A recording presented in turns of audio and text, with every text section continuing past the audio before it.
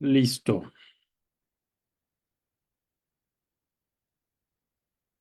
Bueno, pues entonces comenzamos la transmisión. Bueno, pues hoy tengo el gusto de presentar al organizador y director del seminario, de todos estos eventos que hemos estado escuchando y disfrutando mucho. Eh, y bueno, voy a leer una pequeña reseña para dar paso a Augusto. Augusto Nava Mora es doctor en Ciencias de las Religiones Italianística por la Universidad Complutense de Madrid, miembro del Sistema de Investigación de México. Actualmente es investigador de consolidación en el posgrado de Filosofía de la UNAM. Su proyecto incluye la creación, dirección y organización del presente seminario de Filosofía in Vulgare, siglos XIII al XVII, y sus páginas web. Es miembro del Instituto Universitario La Corte en Europa, de la Universidad Autónoma de Madrid y miembro de la Asociación Complutense de Dantología, Grupo Tensone. Forma parte del Consejo Científico de la Revista Internacional Dantesche de Roma y del Seminario Internazionale di Studi Danteschi, con sede en Lugano. Se ha especializado en las relaciones entre literatura, ciencia y filosofía en la obra de Dante, además de los vínculos intelectuales entre Dante y los pensadores judíos de su época. Prepara una edición bilingüe y traducción de la poesía italiana del poeta judío contemporáneo del Algeri, Immanuel Romano. Está en prensa su edición bilingüe y traducción de la vida nueva de Dante. Y bueno, pues cedo la palabra a Augusto, cuando quieras, Augusto. Muchas gracias. Ok, bueno, de entrada yo creo que voy a compartir mi presentación. La tengo por aquí para poder, para poder empezar. Am, ok, presentación con diapositivas y luego reproducir desde el principio. Bueno, ese es el título de mi presentación y bueno, las personas que supongo que están aquí es porque ya vieron el abstract de que este personaje tan peculiar que es Immanuel Romano. Y bueno, ahora mismo vamos a ver un poquito de esto. Dividí mi presentación, normalmente acostumbro a dividir la presentación, en fin, con dos o tres puntos, y luego trato de seguirlos también para no, para que sea un poquito menos cargado y también tratar de hacerle entender a las personas que están viendo la presentación que, bueno, que tiene una distribución.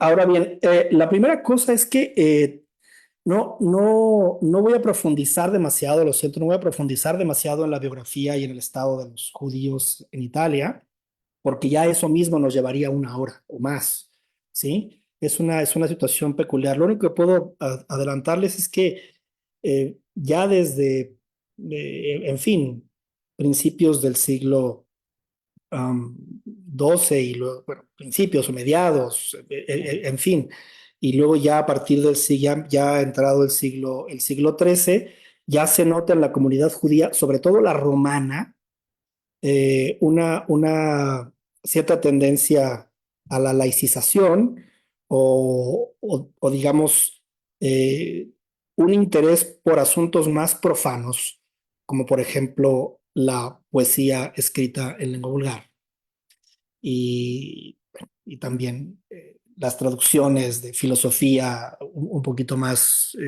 o más bien un poquito menos teológica y más cargada a las circunstancias, digamos, de moda de la época, que era esta época que Ramón Guerrero llama la edad de la razón, ¿sí? Pero bueno,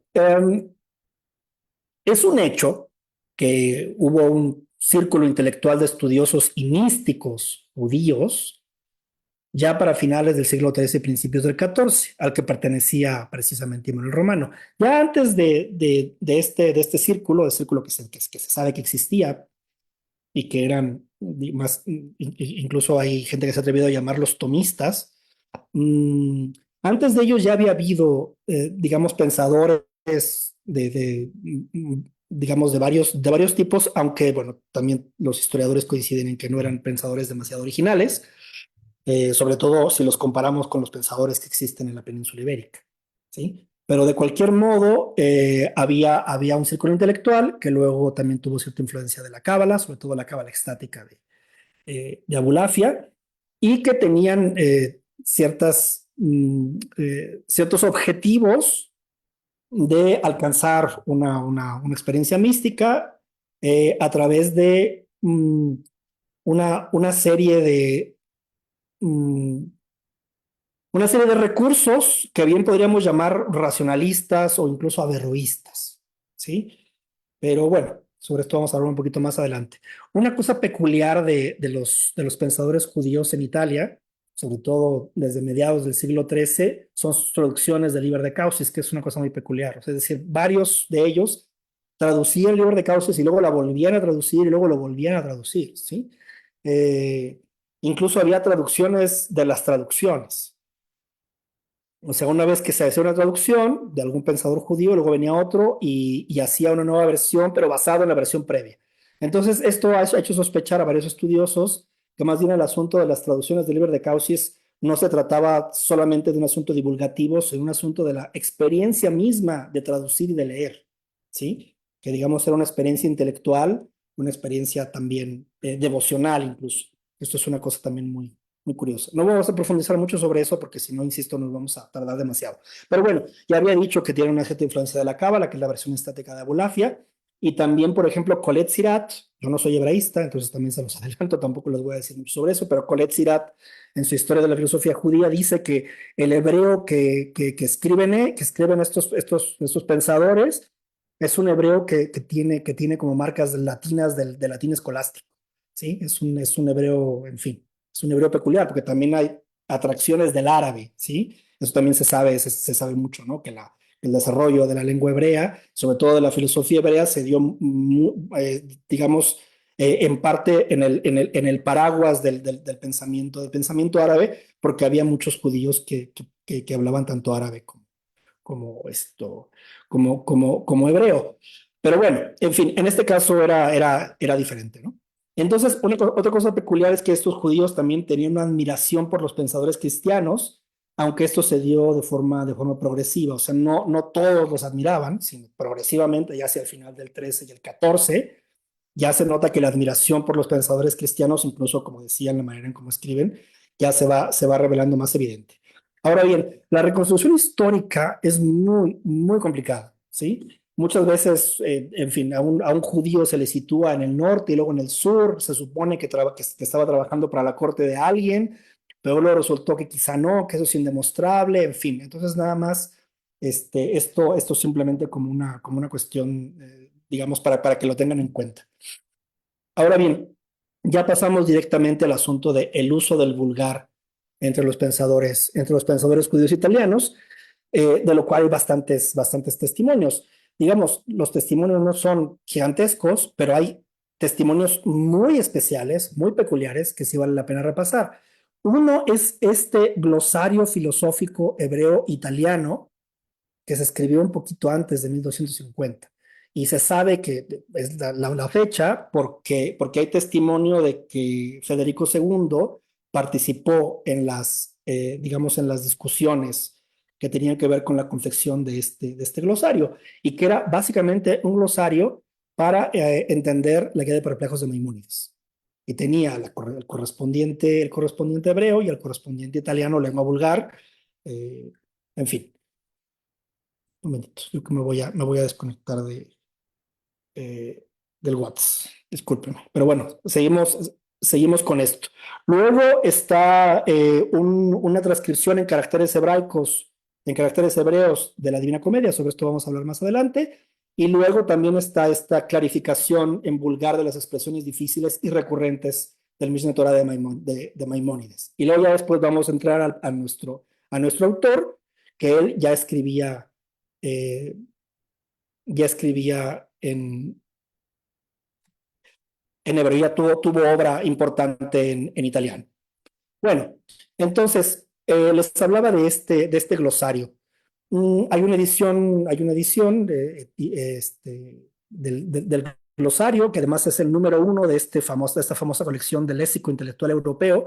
Ese es el número uno, que estuvo a cargo de, bueno, esta edición de Giuseppe Sermoneta.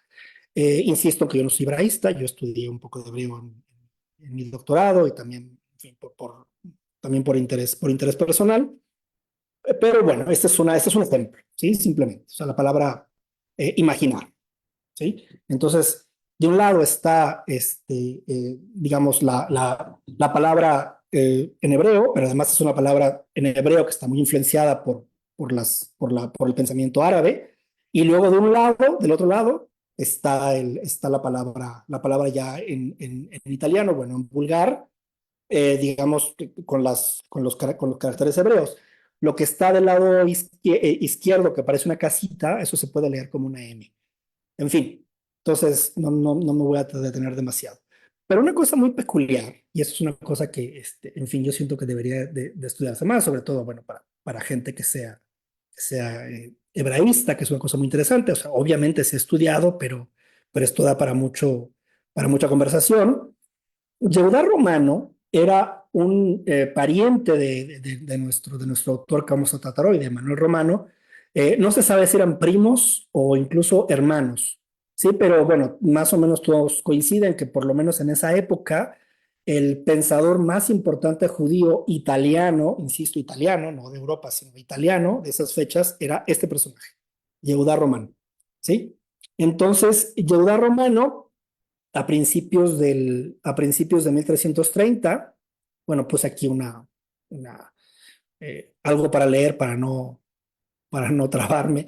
Dice, Yehuda Romano, quien alrededor de 1330 y en hebreo traduce y comenta en un tratado de ética y moral fragmentos de algunas autoridades más importantes del ámbito italiano. Egidio Romano, Tomás de Aquino, Alberto Magno y Alessandro Boninio Bonino, también identificado como de Alessandria o de Hales. Además de introducir y glosar en el mismo tratado fragmentos de la comedia de Dante, único autor al que sorprendentemente Yehuda no traduce, sino que cita directamente en italiano, transliterando los pasajes de la comedia en caracteres hebreos. Y esto es una cosa muy, muy interesante, porque es un tratado, digamos, donde es una selección de varios autores cristianos, todos autores cristianos, por ejemplo, a Tomás de Aquino y a todos los demás los traduce, pero a Dante no. A Dante usa la lengua de Dante, ¿sí? Bueno, entonces, otra cosa peculiar es que él dice explícitamente que no intenta traducir de manera organizada, ¿sí? Simplemente dice es que yo fui seleccionando y no es que tenga yo una agenda, es decir, mayor en la que yo quiero incrustar esto, sino es para dar a conocer. Entonces dice Yehuda, que en traducción de Giuseppe Sermoneta, estoy siguiendo la traducción de Giuseppe Sermoneta, dice, he traducido ciertas cuestiones de la nación citada, o sea, los sabios cristianos, que tienen por objeto distintas disciplinas con la única intención de difundir su conocimiento entre los judíos, pero no he traducido siguiendo un orden preestablecido y no ha sido mi intención confrontar el texto artículo por artículo, porque yo deseaba ofrecer al público su ciencia y su capacidad intelectual en cada disciplina y en cada ciencia. Mm, ok. Entonces, esta manera de no, lo estoy diciendo que esta manera de no atenerse a una agenda establecida, se nota también en otros testimonios, ¿no? O sea, es decir, Yaudad habla siempre de este mismo tratado. Traduje algunas de sus cuestiones para dar a conocer su sabiduría, y fue mi intención dar a conocer su ciencia y su capacidad intelectual en cada libro y en cada doctrina.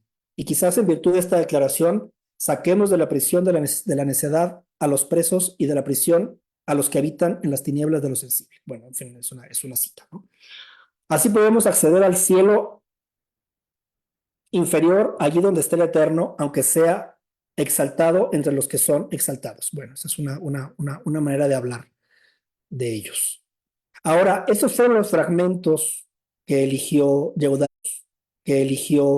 Romano transliterar de la Divina Comedia. Y lo curioso es que decidió transliterarlos, o sea, citarlos, pero también comentarlos. Y esto para las personas que estudian los comentaristas de Dante Esto convierte a Yehudá en uno de los primeros comentaristas de la Divina Comedia. Lo que pasa es que la comentó en hebreo. Bueno, no les voy a leer esto porque es demasiado, pero bueno, básicamente dice que, en fin, esta traducción, estos comentarios de los sabios cristianos les permiten una cierta experiencia con lo eterno.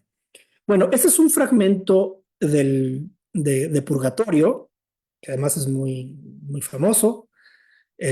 Bueno, el cielo inicia nuestros movimientos, pero en fin, es un fragmento muy famoso porque habla del libre arbitrio.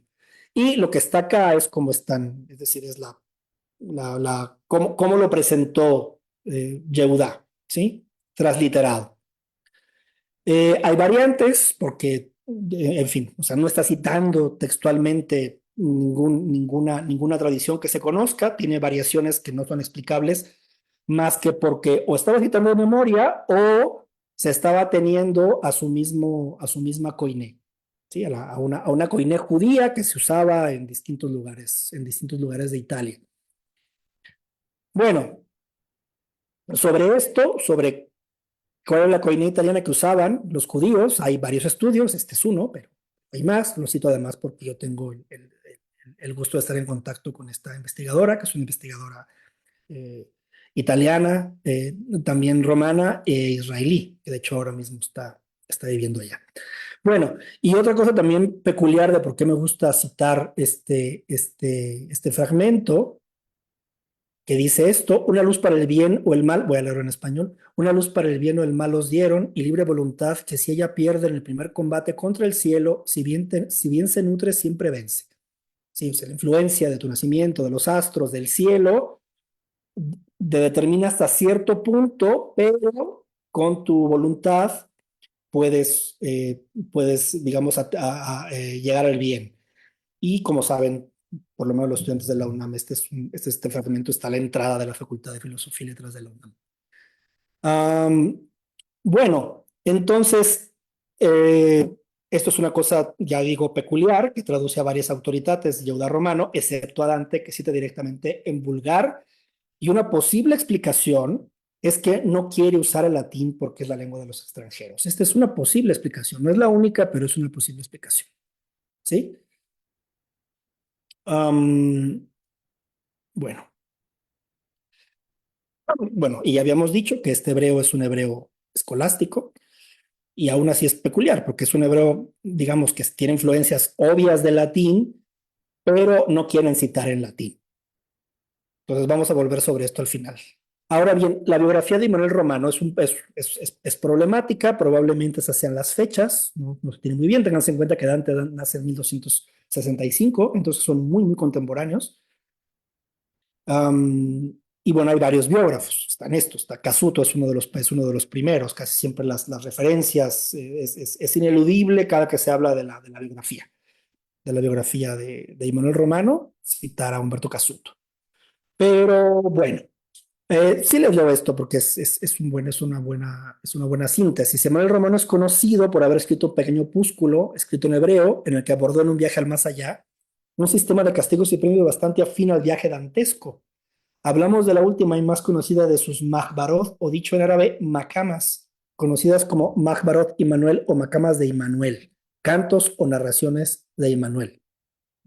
La Makama era un género árabe surgido en el siglo XII de gran difusión, caracterizado por los temas que trata, anécdotas más o menos graciosas ocurridas durante un viaje, y por los protagonistas, un pícaro vagabundo y un narrador testigo de sus hazañas y a veces víctima de sus bromas, cuyo nombre suele coincidir con el del autor real. Estoy citando a Amparo Alba Cecilia, que es una hebraísta de la Complutense y que fue también mi directora de tesis, mi codirectora de tesis. Como se sabe, muchos géneros literarios árabes fueron practicados con maestría por la comunidad judía que vivía al amparo de dicha civilización. Cabe agregar, como varios expertos han señalado, el modelo para las Makbarot de Immanuel fue una colección de makamas hebreas en fin, de un autor muy conocido que es Yehuda al-Yarisi. Pero bueno, otra cosa peculiar que debemos atender inmediatamente sobre este personaje, sobre Immanuel Romano, es que las obras en vulgar, o sea, es decir, la poesía vulgar de Manuel Romano aparece en los, digamos, en códices muy antiguos y muy importantes. Y es una cosa que, por ejemplo, señala Isabel Levy, una estudiosa de Manuel Romano, que además ella tiene la ventaja de ser hebraísta y también italianista. Entonces, para ella es muy significativo el hecho de que Manuel Romano esté en estos manuscritos, porque estamos hablando de que casi, casi es una, o sea, digamos, forma parte de las autoridades, por lo menos en materia de poesía, ¿sí?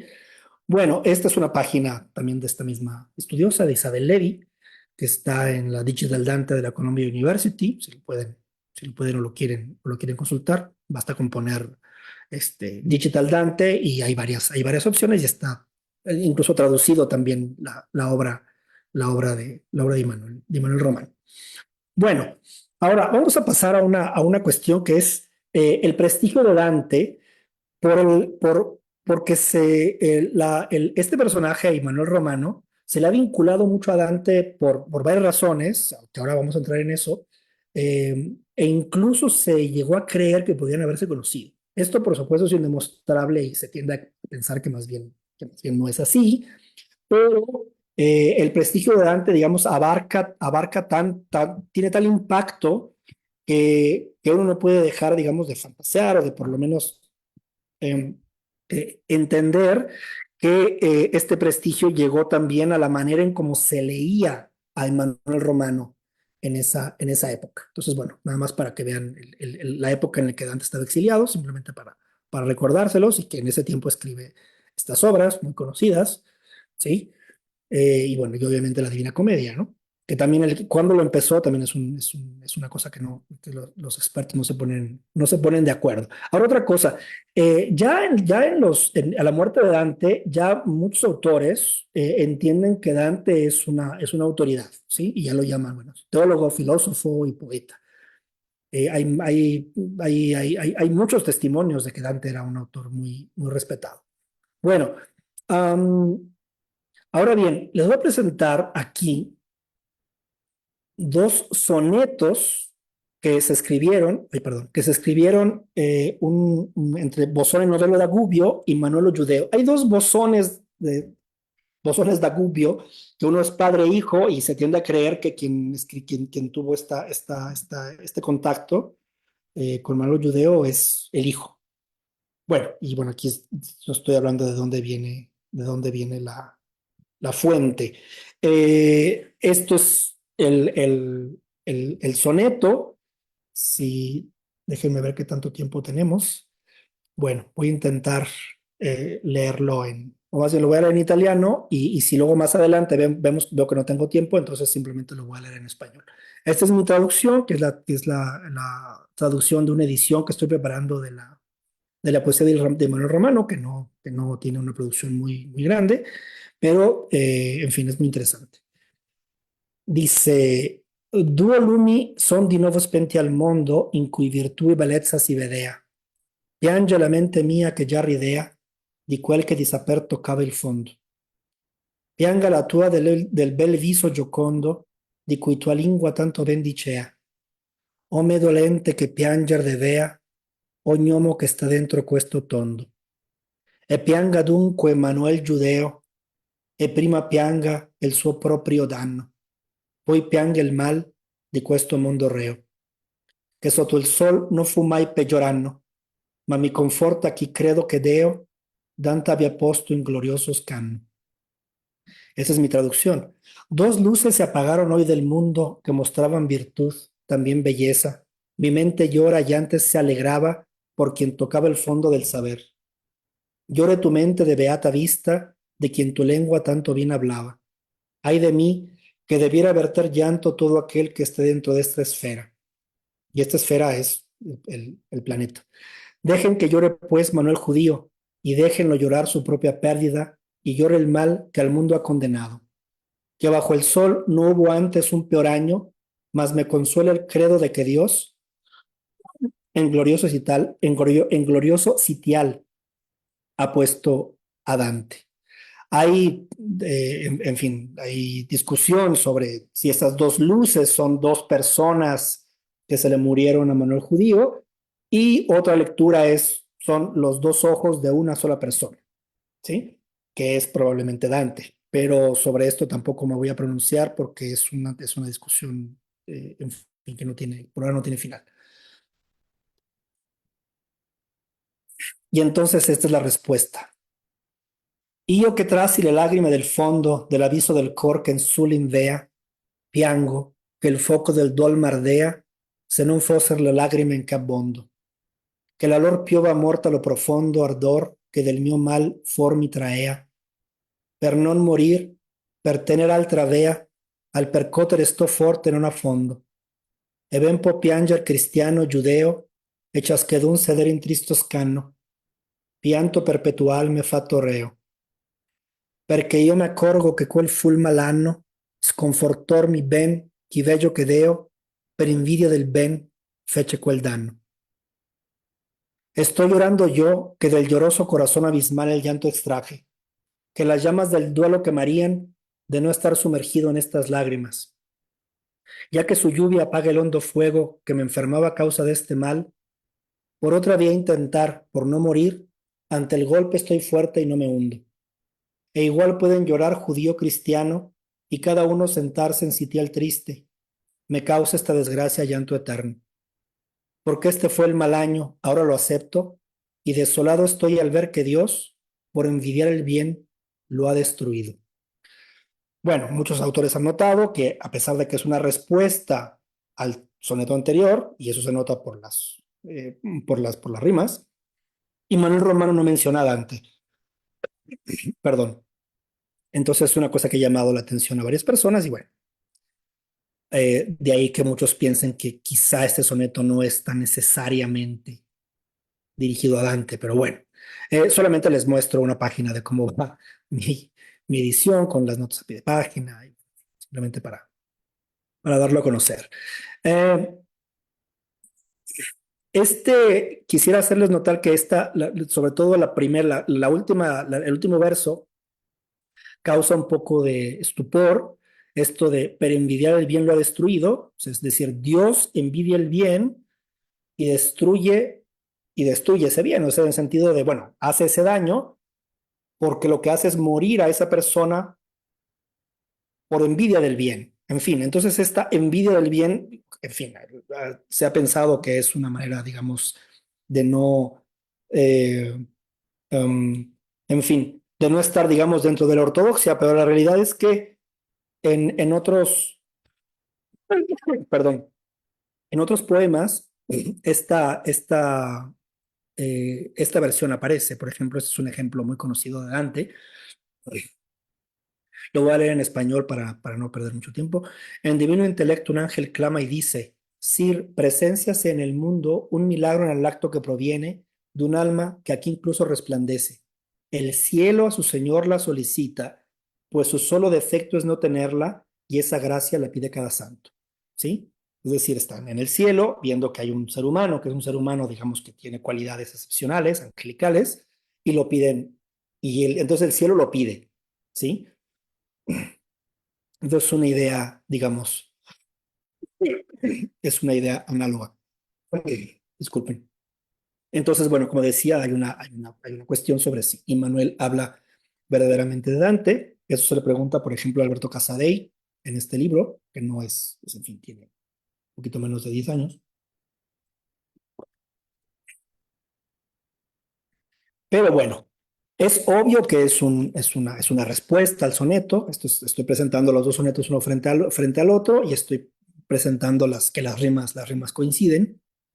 Entonces también es verdad que, bueno, por un lado, Manuel Romano no menciona a Dante, pero también es verdad que en el otro soneto aparece Dante. Entonces, el hecho de que hay una respuesta con las mismas rimas, entonces nos puede hacer suponer que es una hipótesis viable, es una conjetura viable que Dante esté, digamos, digamos, de forma implícita presente en el soneto de Manuel Romano. Pero bueno.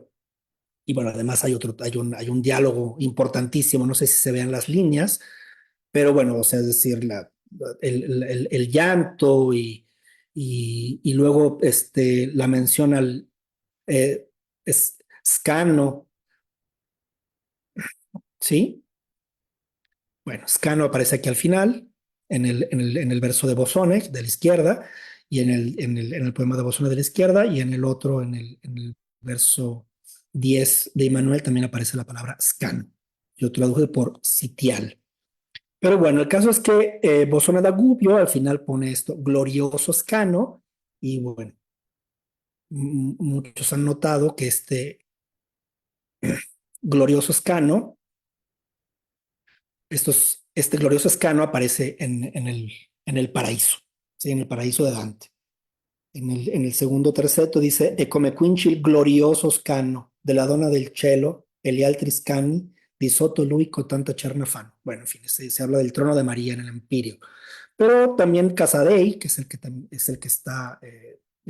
quien estoy siguiendo, se da cuenta de que las rimas son más parecidas a otras del infierno, en donde también aparece el Beato Scano, y en este caso sería el Beato Scano de Beatriz, ¿sí? O sea, el sitial Beato de Beatriz. Pero bueno, es simplemente para darles un ejemplo de la poesía de Immanuel y cómo dialoga con otros autores de la época. Ese soneto es un soneto muy famoso, es decir, por lo menos quizás el soneto más famoso de los que escribió Immanuel Romano, que cuando aparece como poeta vulgar, no aparece como Immanuel Romano, sino como Manolo Judeo. Entonces voy a volver sobre ese tema. Y es un soneto que se pregunta sobre la naturaleza del amor. Y digamos, la discusión rimada, la discusión poética sobre qué es el amor es una discusión, en fin, por llamarla discusión, que aparece desde la poesía provenzal. Obviamente tiene sus antecedentes, pero digamos, en lengua vulgar es muy rica la tradición de poetas que se preguntan sobre la naturaleza del amor, y luego ya con Dante y sus contemporáneos, bueno, ya tendrá incluso un planteamiento mucho más científico. Pero bueno, este es el soneto. Creo que sí vale la pena leerlo en italiano. Amor non lesse mai l'Ave Maria, amor non tenne mai legge né fede. Amore è un cor che non ode né vede e non sa mai che misura si sia. Amor è una pura signoria che sol si fermi in voler ciò che chiede. Amor fa con pianeto che provvede e sempre retra sé per ogni via. Amor non lasso mai per pater nostri, né per incanti suo gentile orgoglio, né per tema di giunte perché io giostri. Amor fa quello di chi più mi doglio, che non s'attene a cosa che io li mostri, ma sempre mi sa dir, pur così voglio. Amor nunca leyó el Ave María, amor no siguió nunca fe ni ley, amor un corazón es sordo y ciego y que de proporción todo lo ignora. Amor es absoluta señoría, fija solo al deseo de lo que pide. Amor hace cual astro que presagia y en cualquier giro oscila hasta alejarse. Amor nunca dejó per pater noster, ni por hechizo su gentil orgullo, ni el miedo a mis conflictos lo paró. Amor hace eso por lo que más sufro, que a todo lo que explico no me escucha y siempre me responde, yo esto quiero.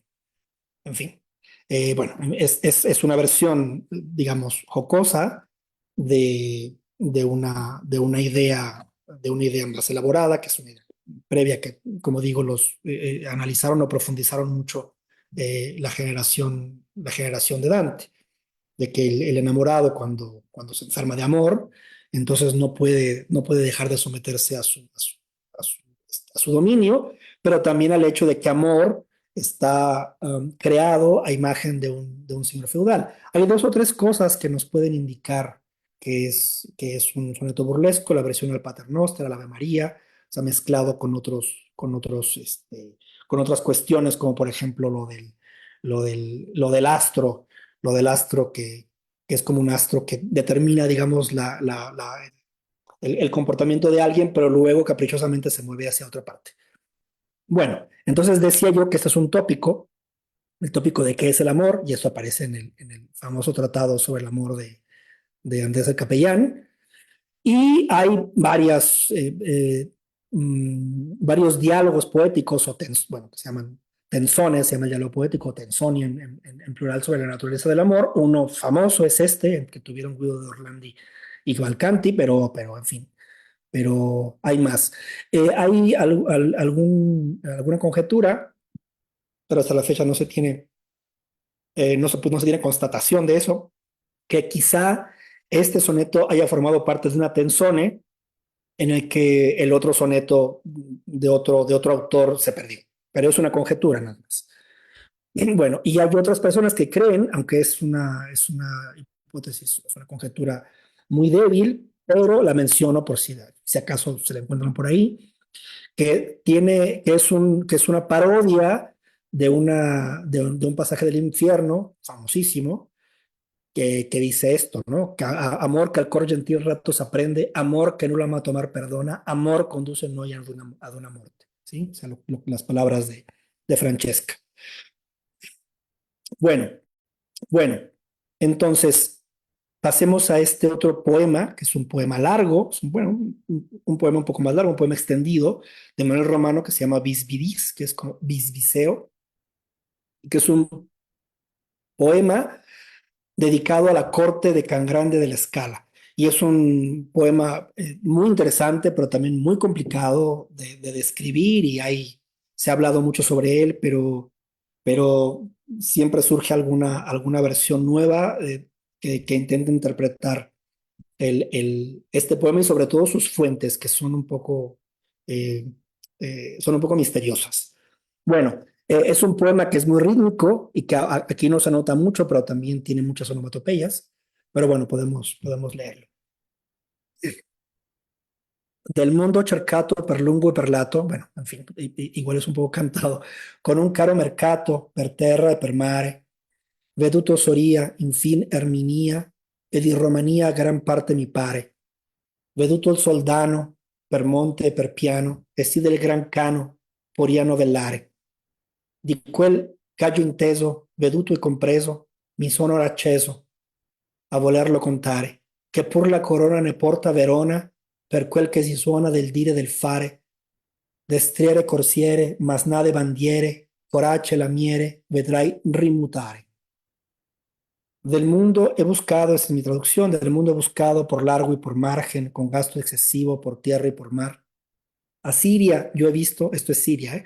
A Siria yo he visto, y a Armenia inclusive, y de la Rumania gran parte a mi ver. He visto el Soldán, el monte y en plano, y así de Can Grande, que es Can Grande de la Escala, podría yo hablar. De lo que he escuchado, visto y entendido, hoy yo me he enconado, lo quiero contar.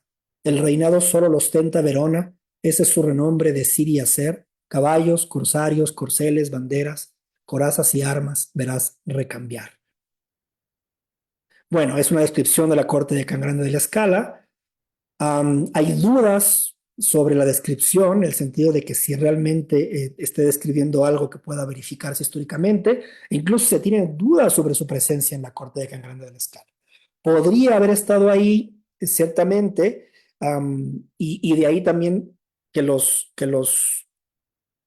estudiosos hayan un poco fantaseado con la idea de que coincidió en la corte de Can Grande de la Scala en el momento o en una de las estancias que tuvo Dante en esa corte. Ahora bien, hablando de las fuentes, que les decía hace un momento, Isabel Levi tiene un artículo que se llama así, Immanuel of Rome's Bisbidis, an Italian Macama, y lo que dice es que lo que ella cree es que la fuente mm, de esta composición es más bien la macama árabe, ¿sí? Que tiene ciertas rimas. En su obra sobre el cielo y el infierno, que unos piensan que es una imitación de la Divina Comedia, otros piensan que simplemente ya tiene una tradición previa. No sé, en fin, sabiendo hebreo, pues lo que es lo que dicen los expertos, que la prosa, porque está en prosa, es una prosa que es una prosa rimada, es una prosa rítmica, ¿sí? Entonces una prosa rítmica que podría bien ser muy parecida al estilo en que está escrito este poema, que es el Bisbidis de Can Grande de la Escala, ¿sí? Pero bueno, lo que parece que está claro, y esto sí no se tiene duda con respecto a Immanuel Romano, es que Immanuel Romano tenía mecenas, ¿sí? Por lo menos se sabe de uno, Bueno, se puede especular que Can Grande de la Escala podría haber sido otro. Entonces, esto es importante porque Dante en el infierno describe la adulación precisamente de estos personajes. Y ahora van a ver qué tiene que ver al respecto. Bueno, así está dividido el infierno. En fin, está muy sintético. Ahí donde dice precipicio, hacia abajo es donde están en fin, es donde están los lusingatori o los aduladores, ¿sí? Están en Malevolge en el círculo octavo. Entonces, no lo voy a leer mucho, pero bueno, simplemente para que sepan, si es que no lo saben ya, que vio Dante gente, bueno, dice aquí, gente zambullida en el estiércol, atufata en un osterco. Eh, Como si, bueno, cual de humanas letrinas recogido, esa es la traducción de Luis Martínez de Merlo. Y entonces, cuando va buscando con la vista, veo uno con tanta mierda en la cabeza que no se ve si es clérigo o es laico. La idea de que no sabe si es una cosa o la otra es porque obviamente los clérigos tienen la tonsura, entonces como tienen la mierda en la cabeza, pues no puede saber si es o no un clérigo.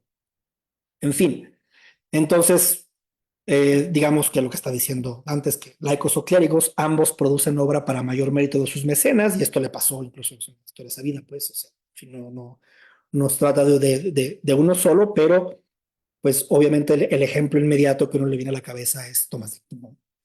Pero en fin, entonces ya algunos estudiosos han interpretado que este cruce de intereses y posturas es también un síntoma de una progresiva laicización. De hecho, uno de los grandes estudiosos del tema de cómo se fue laicizando eh, Europa hace notar que Tomás de Aquino hay escritos que produce por mecenas y que no están dirigidos a otros clérigos, sino están dirigidos a laicos. Y esto es una de estas características peculiares, ¿no? Pero bueno, en fin, esto es simplemente lo mismo. Pero bueno, entonces dice, esto es un personaje que aparece ahí, ¿no? Lo voy a leer en español para no alargarnos demasiado. Bueno, en fin, es un personaje que le dice que, porque lo mira él, ¿no? Dice, con los cabellos secos ya te he visto y eres Alessio Interminé de Luca. Por eso más que a todos te miraba. Y él dijo golpeándose la chola, aquí me han sumergido las lisonjas de las que nunca se cansó mi lengua. Bueno, ed el elor batendos y la zucca, quagium manno sommerso le lusinghe, ond yo non ebbi mai la lingua stucca. En la enciclopedia dantesca y en algunos comentarios, inmediatamente hacen la referencia en fin, eso es un poco, quizá un poco fuerte decirlo, pero la metáfora o la figura del que emite lisonjas para agradar a alguien, por ejemplo, que alguien que le da dinero, se le dice lameculos, ¿no? Pero bueno, este es básicamente, digamos, el sentido de la metáfora. Bueno, ahora bien, todo eso tiene que ver porque hay una tensión entre Chino de Pistoia y Bossuet Novelo de Agubio, que Bossuet Novelo de Agubio es el que ya había escrito a Immanuel. Este Chino de Pistoia podría no haber sido Chino de Pistoia, podría haber sido un soneto probablemente atribuido a él. Pero bueno, en fin, esto es simplemente ¿dónde está? No los voy a leer todos porque luego la parte de abajo es muy complicada, es complicada y realmente no tiene, o sea, la lectura es ardua. Pero bueno, entonces, Chino de Pistoia dirigiéndose a Bosone d'Agubio, habiendo muerto Dante y Manuelo Judeo, ¿sí? Messer Bosón, lo vostro Manuelo, seguitando l'error della sua legge, passato nell'inferno e prova quello martir che dato a chi non si corregge. Non è con tutta la comune gregge, ma con Dante si sta sotto il capello del qual, come nel libro suo si legge, vide coperto a lesi interminelli. Bosone, mi señor, Manuel el vuestro, por seguir el error de su ley propia, en el infierno sufre la tortura dispuesta a quien no quiere corregirse. Con la ordinaria Grey, él no está ya, sino allí junto a Dante, bajo un gorro con el que, cual se lee en el libro suyo, miro cubierto a Alessio Interminelli. O sea, en ese soneto de este pseudo chino, pseudochino ubica tanto a Manuel Romano como a Dante en el infierno, en esa zona que está dedicada a los cingatori, ¿sí? O sea, las personas que adulan que adulan a sus mecenas. Y luego ya Bosone, o en representación de Bosone, porque eso es lo que dice el manuscrito, según la descripción que hizo Margarita Traina, dice Manuel, che mettete in quella dello, dove Lucifero più ch'altri regge, non è il regno di colui rubello, che mondo fe per riempir sue segge. E benché fossi in quel luogo fello, ove il ponete, ma non chi il de legge, n'aveva dipinto il ver vostro penello, che lui e Dante copran tala veggi. Manuel, que vos situáis en ese foso en el que Lucifer gobierna el resto, no es un rebelde al reino que es de aquel que para sus sitiales hizo el mundo. Y si en lugar atroz él se encontrase, donde vos lo ponéis, no quien designa, vuestro pincel no ha bien verdad pintado de que letrinas cubren a él y a Dante. Se está defendiendo a Emmanuel, bueno, a Manuel Romano, para decir que no, que los dos no están ahí. En fin. Um, Otra cosa peculiar es, digamos, del contexto, porque yo había mencionado en mi abstract que el contexto de Immanuel Romano era también el contexto de Dante, es que la práctica del exilio era muy común y bueno, obviamente el caso ejemplar es el caso ejemplar es el de Dante, pero lo que se conoce menos es que cuando se exilia a una persona, a un enemigo político del comune, y esto pasaba no solamente en Florencia, sino de estos ayuntamientos comunales del centro y del norte de Italia, se dibujaba su efigie en las paredes y se ponía su escudo y se le ponía una bolsa de dinero al cuello, ¿sí? Entonces a este personaje se le conocía como usurero. Y eso es una cosa muy peculiar, porque se le conocía como usurero, pero se estaba refiriendo en realidad a lo que Dante llamaba baratiere, ¿sí? O sea, es la persona que siendo farto del gobierno, pues roba o se aprovecha de su posición. Pero curiosamente, insisto, no se le llama baratiere, se le llama usurero. Bueno, en la parte de arriba se puede leer contrapatria, ¿sí? Bueno, entonces, esto voy a citar a Giuliano Milani, que es un historiador. La pintura difamatoria es una penalización accesoria de la condena a muerte o más comúnmente del destierro, es decir, de la privación del derecho de estar protegido por la justicia citadina, la cual se derriba dirigiéndola contra un ciudadano contumaz. Y esto es una cosa de veras gravísima, porque se trata de que en el momento en que te destierran, ya la ley no te defiende, ¿sí? Esto se fue dando de manera progresiva, ¿eh? O sea, es decir, los primeros exilios, digamos, los de la generación anterior de Dante, por ejemplo, de Brunoto Latini, tenían una peculiaridad, pero a Dante le tocó otra manera de sufrir el exilio. Bueno, entonces Dante representó a los usureros así, ¿sí? Estos son tres personas que tienen el escudo en la parte de abajo para que se sepa quiénes son, que sepa que son sus familias. Bueno, eso es un manuscrito medieval. Um, y este personaje, bueno, estos personajes que tienen la bolsa al cuello, está basado en unos personajes que eran muy representados, por ejemplo, en las iglesias románicas. Se sabe que este personaje se es una iconografía vieja, pero en las iglesias románicas hay muchísimas representaciones. Y también se sabe que luego, digamos, la iconografía ya en las iglesias góticas permaneció inmutable, digamos, digamos, una continuidad. Bueno, aquí está, el condenado con las cargas de su riqueza. Y a veces unos demonios tiran al condenado de la bolsa y lo van bajando hacia el infierno. Bueno, entonces no es exactamente la representación, pero ya los historiadores han determinado que esto es digamos que es una manera de adaptar el hombre con la bolsa al cuello. Ahora bien, el punto es que el hombre con la bolsa al cuello por antonomasia es Judas Iscariote y también cualquier judío.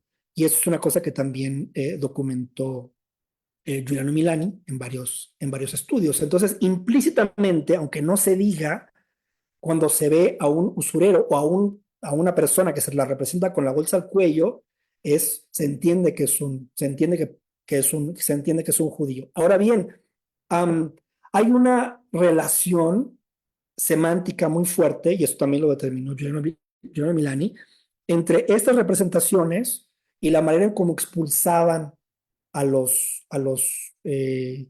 a los políticos en la época de Dante, bueno, los políticos o a las personas que la misma ciudad había decidido expulsar. Y es esta relación semántica. Usurero, baratiere, o sea, en fin, el servidor público que trafica con bienes comunes, y el traidor a la patria. O sea, esta relación semántica es una relación estrecha, ¿sí? Entonces, cuando se expulsaba ya en la época de Dante a una persona de la ciudad, se le acusaba de las tres cosas. O sea, las tres cosas estaban juntas. Pero bueno, en fin, volviendo a la imagen. Hay información al respecto. Está aquí estas cosas de estos artículos de Giuliano Milani. Y Giuliano Milani, por ejemplo, dice que progresivamente el punto, digamos, esencial de lo que pasó en la época de Dante es que el sistema judicial empezó a pervertirse, ¿sí? O sea, se corrompió porque empezaban a hacer los juicios políticos a través de tribunales civiles, entonces tú terminabas siendo acusado de una cosa que, en fin, de un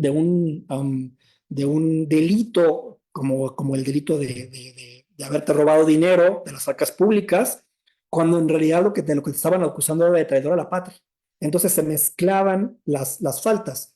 Cuando se separan las faltas, es decir, cuando hay una acusación política y hay una acusación, digamos, que sea una cuestión civil diferente, entonces la posibilidad de regresar es más sencilla, porque simplemente, en fin, cambia el gobierno y la manera en cómo se adaptan el perdón es más fácil.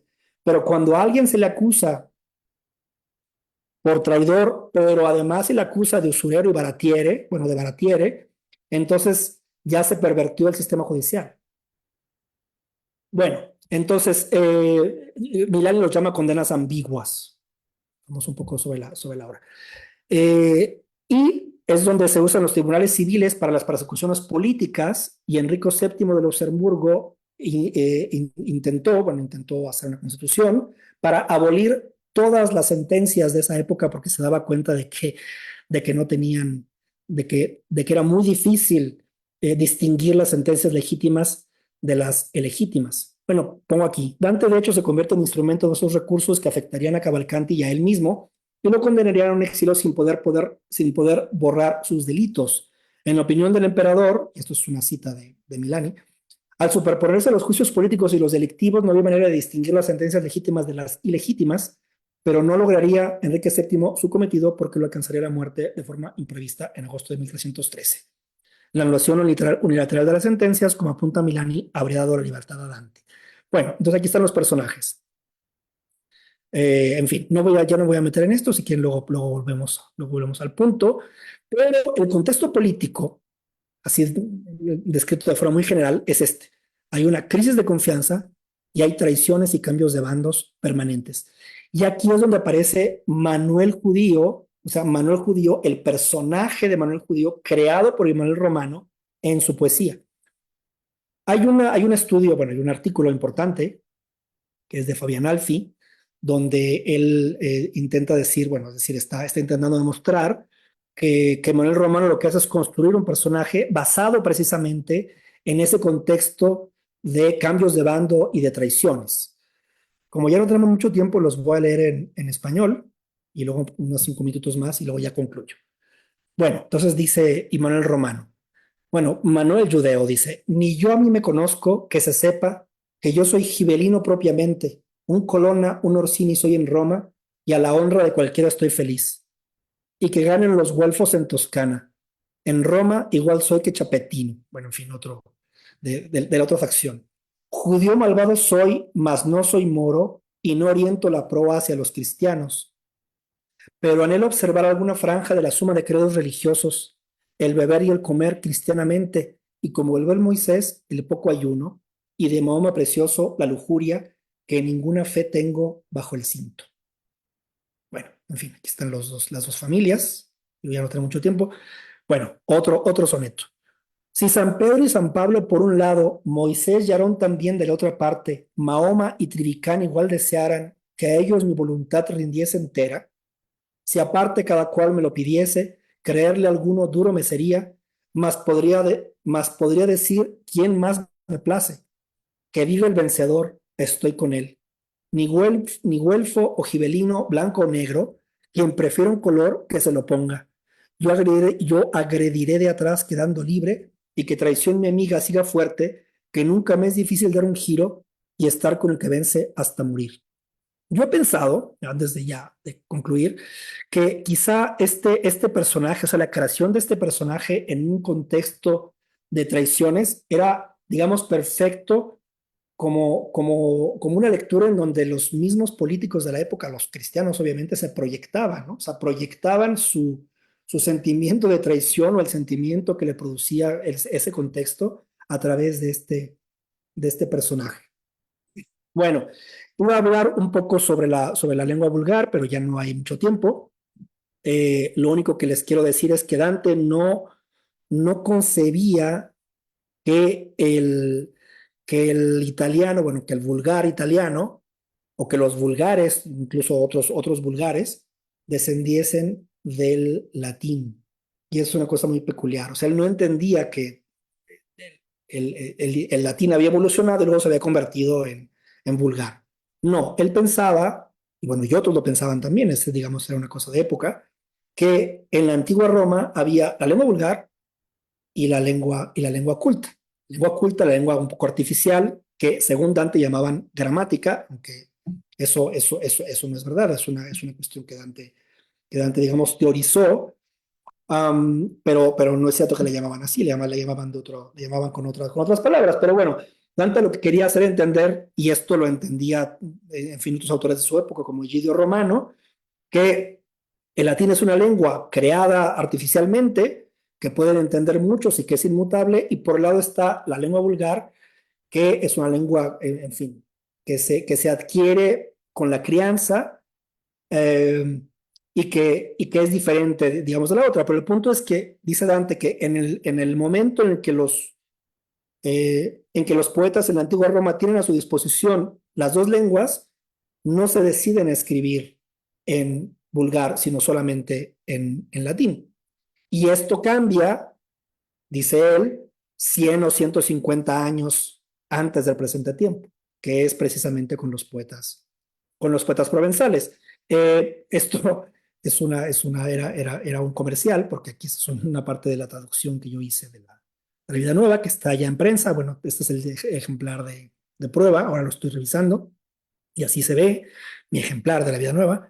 Pero bueno, en fin, ahí está una cita de Egidio Romano, y luego Dante, en fin, habla del punto en la elocuencia. También hay pruebas de que Dante entendía que los latinos, sí los decía en general, los latinos eran tanto los romanos antiguos como los italianos. O sea, para Dante había una continuidad. Entonces, cuando habla de nuestra lengua o de nuestras lenguas, habla de que para Dante tanto el latín como el italiano, por decirlo de algún modo, aunque tanto el vulgar, eran las dos lenguas de los latinos, ¿sí? Insisto.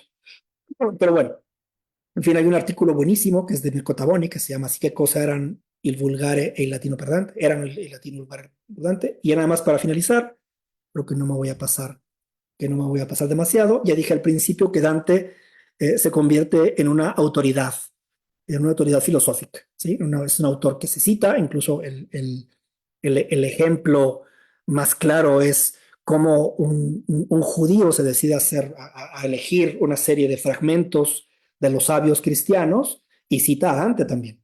Pero lo peculiar, como ya dije al principio, es que lo cita no en latín, sino lo cita en su lengua, lo cita en vulgar. Entonces, en este momento ya podemos suponer que Dante es una autoridad filosófica y para los judíos, no solo para ellos, porque estamos hablando de los judíos, es una autoridad también lingüística. Um, ahora bien, Ya al principio les dije que los judíos se van laicizando, o sea, o tienen intereses profanos, y esto es una cuestión, digamos, histórica, o es decir, de una cuestión peculiar que vivían los judíos, y es que sus rabinos o los líderes de la comunidad no podían restringir o impedir que se imprimieran libros, porque ese poder era el poder que tenían muchas veces los cristianos. O sea, los judíos que querían eh, eh, leer determinada cosa podían hacerlo y pedir permiso para imprimir, e incluso brincarse la autoridad de los mismos líderes los mismos líderes que dirigían su comunidad. Bueno, entonces, Bruno Chiesa, y nada más para terminar, bueno, o sea, doble. Bruno Chiesa, en este ensayito, que es un ensayo, en fin, viejo, Dante en la cultura hebraica del Trecento, dice que habría que preguntarse que los judíos, en el momento en que usan la lengua de Dante, además del hebreo, que es su lengua sagrada, incluso sus letras, que son letras sagradas, están planteándose un problema jurídico y de comunicación sacra. Entonces, quizá ya la lengua de Dante había ya, digamos, tomado un estatus tan alto para ellos que se podían permitir comunicarse entre ellos en italiano. Bueno, este es uno de los libros más importantes que se han escrito sobre el tema. Ya no me extiendo mucho, les quería contar que son estudios que se han hecho últimamente y que este seminario está, digamos, forma parte de los estudios, de la profusión de estudios que existen sobre el tema de la lengua vulgar y sobre el pensador laico. Y bueno, y nada más. Gracias por su atención. Pues muchas gracias al doctor Augusto. Pues ahora vamos a dar paso a la serie de preguntas, así que si alguien tiene una pregunta. Voy a dejar de compartir la pantalla, a menos que, bueno, sí, está bien. Para...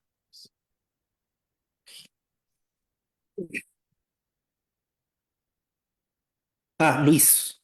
Sí.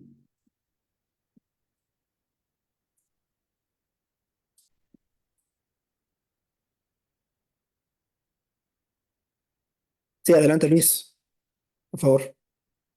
Sí, ¿no? Creo que era Luis el que había alzado la No, mano. perdón, profesor, Ah, puse la manita de aplauso, pero bueno, igual aprovecho para agradecer mucho esta ponencia tan interesante y no, me pareció fascinante el tema, creo que en efecto, ¿no? Da mucho de qué hablar toda pues la presencia y aportación de la comunidad judía en Italia en esa época. Me hubiera gustado que hubiera quedado tiempo para discutir un poco más lo del laicismo, la parte del laicismo. Me llamó mucho la sí. atención Ujú. porque no sé exactamente en qué tipo de laicismo está usted pensando cuando habla de que este tipo de figuras podrían ser de alguna manera como precursores de una especie de laicismo en Europa, ¿no?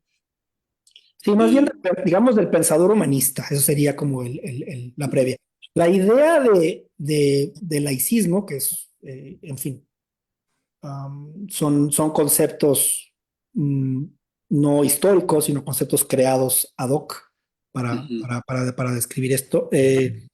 Mm, en el libro que mostré muy rápidamente, en el de Imbach, que se llama Dante, la filosofía de los laicos, que está en francés, también hay una traducción al italiano, no está en español. Él lo que dice es que algunas de las características del pensamiento clerical es que mm, el pensamiento clerical tiene una agenda propia, es decir, y esa agenda se deriva de las mismas lecturas y los problemas surgen de las lecturas. O sea, se tiene una autoridad, entonces uno lee una autoridad y un problema a solucionar se deriva del mismo texto. ¿Cuál es un síntoma de una postura laica? Y con laico no quiere decir no religioso, ¿eh? Con laico quiere decir no clerical simplemente. Una mm, postura laica es que hay la intención de resolver problemas que le vienen a uno de manera, digamos, que no tiene una motivación directamente relacionada con la agenda clerical. o que no tiene relación ni siquiera a veces con una lectura en concreto. Ok. Y entonces ese sería uno de los síntomas. Por ejemplo, un príncipe tiene una duda, ¿no? Es decir, eh, si, si, si, si se puede hacer el bien o el mal y la mano de una persona, este es un problema que está planteado más o menos así, no estoy inventando tanto, en fin, y la mano forma parte del cuerpo, esa parte del cuerpo es también responsable de lo que haga la persona y si hace las cosas bien o mal. En Ujú. fin, es una pregunta que le vino a una persona y se lo encargó a un pensador, digamos, a Miquel Escoto, y entonces Miquel Escoto dice, bueno, pero para responder esa pregunta hay que traducir un libro que no se ha traducido, que es un libro árabe de tal cosa, bla, bla, bla, o un fragmento del libro de Animal con el comentario de Avicena, y etcétera, etcétera. Entonces, como una pregunta digamos, dispara una serie de reflexiones, incluso de traducciones, y ya ese hilo de actividades ya son actividades laicas. Laicas, insisto, en el sentido de no clericales. Eso no quiere Claro. decir, eso no quiere decir no religioso, ¿sí? Ujú. Bueno, y si además encima esa persona que hace la pregunta le paga, o sea, si es su mecenas, para que escriba y dice, sí, pero es que para hacer esto necesito traducir esto y esto. Ah, ok. ¿Y cuánto necesitas para traducir esto? Dice, no, pues para traducir esto necesito vivir durante tanto tiempo, etcétera, etcétera. Ah, ok. Ese dinero, ¿no? O este medio de vida. ¿Sí? Ok. Entonces ya, digamos, este personaje que es el personaje incluso un clérigo, como Tomás de Ujú. Aquino, Gil Escoto, están escribiendo y están pensando, están reflexionando desde un punto de vista laico, porque ya no se están dirigiendo a clérigos y porque Ujú. la pregunta que pretenden responder no se deriva de ningún libro o de ninguna cuestión que esté, digamos, en la agenda clerical, en la agenda Ujú. de reflexiones de otros clérigos, ¿sí? Claro, claro. No es un problema, digamos, que está en la academia, es un problema que está afuera, ¿no? Es un problema que un laico tuvo y dijo, oye, me da curiosidad esto. Ah, bueno, pues si tienes dinero para pagarlo, te resuelvo tu problema, ¿no? Sí, claro. Ok, es que en ese caso, última pregunta, muchas Sí. gracias, profesor. Me estaba yo preguntando si este tipo de personajes judíos como Immanuel Romano, que pues de alguna manera están vinculados con la corte y realizan su actividad en las cortes, pues Ujú. no serían todos ellos figuras laicas, precisamente porque en tanto que judíos pues no forman parte del clérigo ni están realmente dirigiéndose al clérigo, ¿no? Ah, no, claro, pero bueno, pero en ese caso son figuras laicas porque no son clérigos. Claro, claro. Pero O sea, bueno, ajá, no, dime, dime, perdón. de alguna manera, entonces, todos estos judíos cortesanos o partícipes de la corte serían figuras laicas, ¿no? Ujú. Figuras laicas en ese sentido, en el sentido de que son pensadores que están rompiendo con la agenda clerical del pensamiento. Ujú. ¿Sí? Claro, pueden decir, bueno, pues es que ellos no les importa romperla o no. Sí, pero eso ya no importa realmente, porque lo que importa es que ellos ya son partícipes de esa ruptura de esa agenda. Claro, claro. ¿Sí? Perfecto. Muchas gracias, profesor, por la aclaración. Excelente. Y felicidades nuevamente. Muchas gracias, muchas gracias. ¿Quién más tiene una pregunta? Sí, Sí, Isabel. Gracias, gracias Augusto. Bueno, primero agradecer la increíble conferencia, la explicación tan clara, tan estructurada. Te felicito por eso, creo que es una cosa que te caracteriza y que yo admiro mucho de tu trabajo.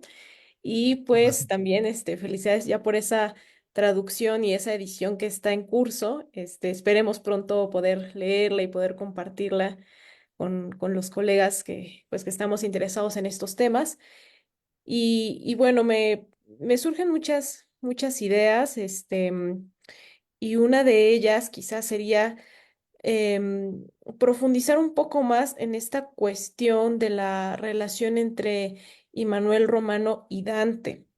Em, en cuanto a, bueno, ya nos hablaste sobre la hipótesis de una posible amistad entre ellos, de si hubo conocimiento o trato directo, trato personal, pero definitivamente lo que sí hubo fue un conocimiento de la obra y de un poco de las líneas intelectuales y filosóficas de Dante.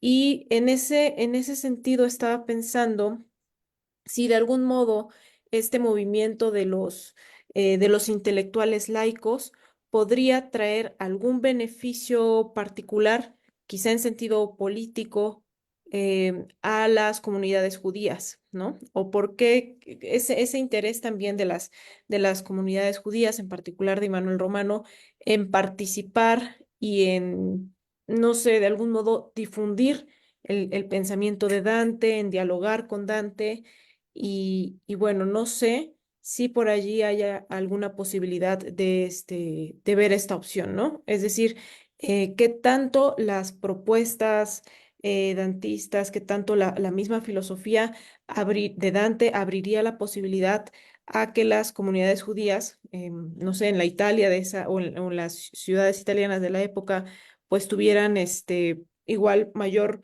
reconocimiento o mayor participación, no sé, vinculado con el asunto de los laicos.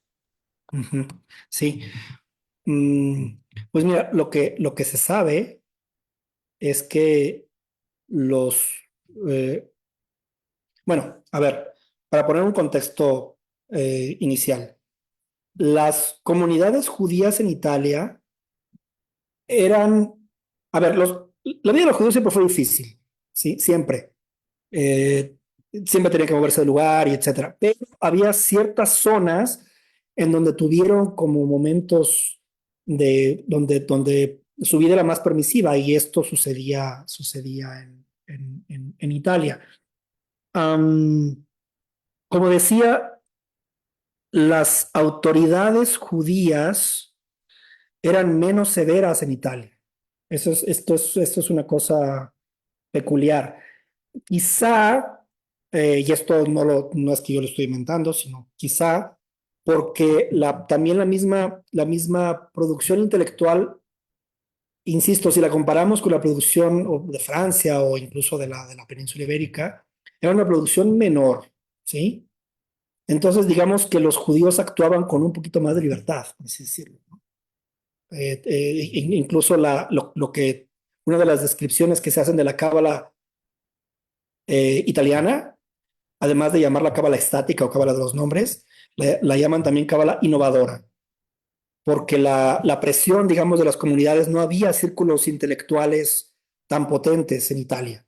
Y es una cosa, digamos, paradójica, ¿no? Porque en España las comunidades y sobre todo uh, los círculos cabalísticos eran muy importantes y eran mucho más duros, ¿no? Y entonces, por ejemplo, una cosa que comenta Abraham Abulafia es que muchos estudiantes no están preparados y cosas así. Entonces, yo creo que es una cosa, digamos, como digo, un poco paradójica. Y insisto, yo no soy experto en historia de los judíos, pero bueno, en fin, yo lo tuve que investigar un poco también para el tema y además llevo años también investigándolo.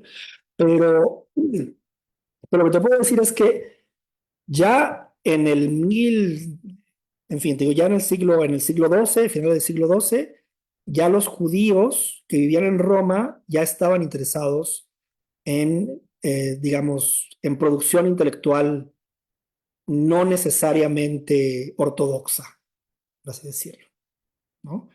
Entonces, eso se nota en muchas de las cosas que leen, en los intereses que tienen, incluso se conoce ahí alguna lista de libros de alguna biblioteca, porque es una cosa bien peculiar, que parece que las bibliotecas públicas, bueno, la, um, el centro de reunión de los judíos también tenía como una biblioteca que muchos dueños de los libros los donaban. Bueno, no los donaban, sino los dejaban a préstamo, pero los dejaban a préstamo para toda la vida, ¿no?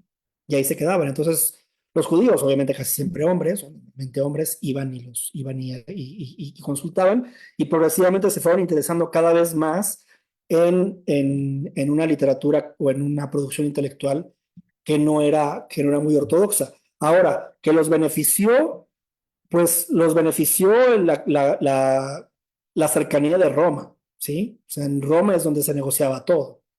Incluso se negoció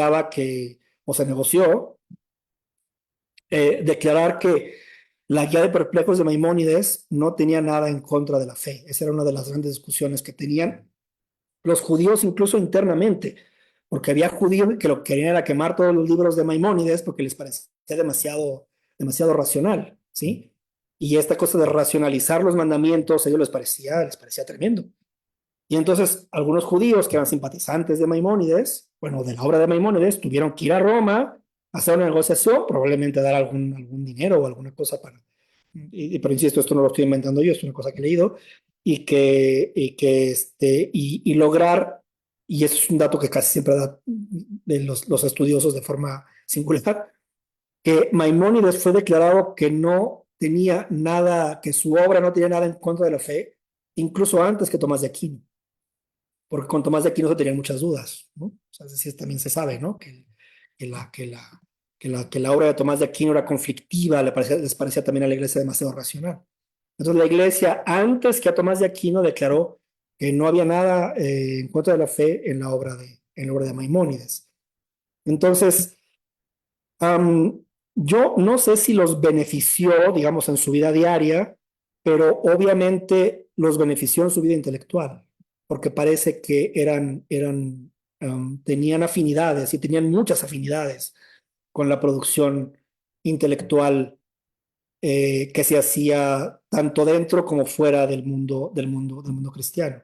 Y además, como digo, la admiración de los judíos, sobre todo en Italia, ya en la época de Dante, era, era, era, era, era clara, ¿no? Era conflictiva dentro de ellos mismos, pero era claro que ellos habían entendido que los pensadores escolásticos habían alcanzado un nivel altísimo.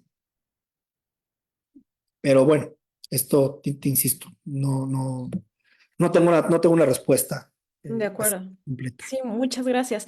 Y una segunda pregunta, no sé si pueda plantearla, A ver, este, sí, sí, sí. vinculada con este asunto es, entonces, el concepto o la idea de los pensadores laicos en esta época es no tanto no ser religioso, sino separarse de la agenda clerical, ¿no? No está vinculado con profesar o no una religión, sino con el tipo Exacto, de investigación, de temas de investigación y de preguntas que se planteaban. exacto.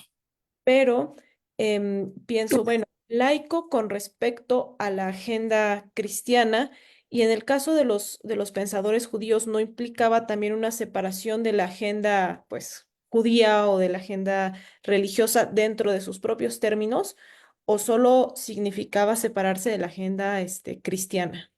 Bueno, en este caso solo significaba separarse de la agenda cristiana. Sí, Ok, no necesariamente separarse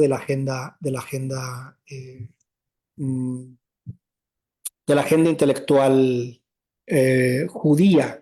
Y además, porque, en fin, la descripción de la comunidad judía me parece fascinante porque nunca acabas de entender bien qué es lo que pasa, ¿no? Por ejemplo, el alto grado de alfabetización que había en la comunidad judía en muchas zonas de Europa. O el hecho de que hubiera, en fin, también había, por ejemplo, médicos que eran mujeres, ¿no? Pero también en la comunidad judía había médicos que eran mujeres. Es decir, es una comunidad que también tiene ciertas, digamos, restricciones, como las restricciones de cualquier ortodoxia, pero al mismo tiempo la convivencia tanto con los árabes como con los cristianos provocó que las comunidades judías fueran comunidades que tenían digamos, una diversidad de costumbres y de intereses que era muy interesante, ¿sí? claro. Muchas gracias. Sí. ¿Quién más tiene una pregunta? Sí, adelante, Leonel. Gracias. Me llamó mucho la atención me llamaron mucho la atención los versos estos del primer poema que leíste sobre la envidia de Dios, ¿no? Ah, sí, sí, sí. Hay un, eh, me estaba preguntando si hay algo al respecto, o sea, qué teología digamos, de dónde vendrá esta idea y en qué sentido envidia, o sea, qué podría explicar que Dios tiene envidia, ¿no? Sí. Entonces, es como es un guiño, por ejemplo, al Timeo cuando dice, pues, que Dios no tiene envidia, etcétera, etcétera, ¿no? Ujú, O es un concepto, digamos, más elaborado, ¿no? O sea, que se tradujo como envidia, pero tal vez envidia en el sentido de amor ujú, o de, qué sé yo, ¿no? De afecto a algo, ¿no? Que quieres tenerlo, qué sé yo.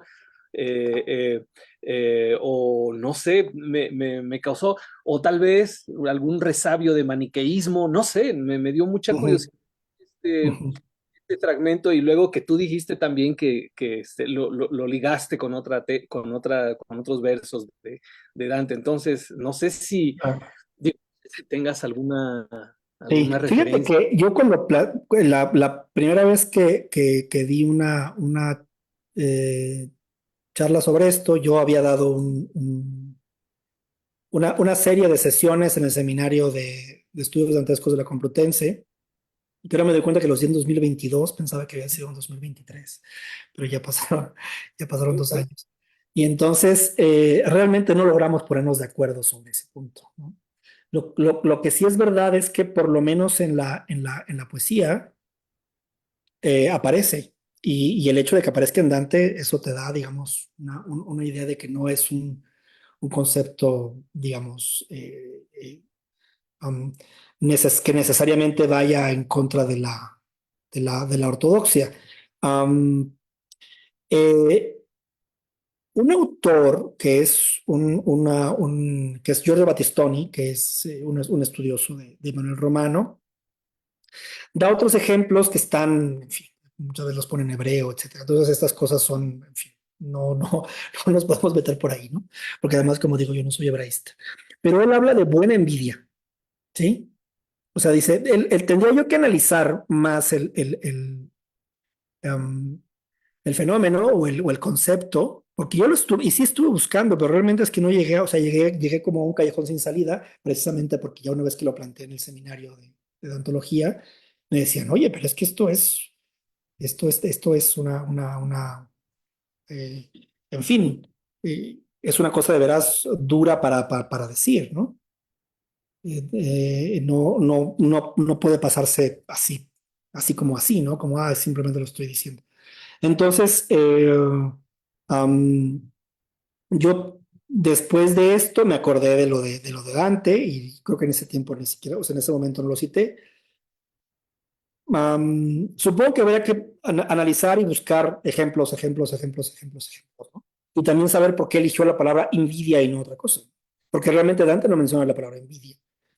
Dante simplemente dice que en el cielo solicitan a este ser angelical y cuando lo solicitan se lo llevan, ¿sí?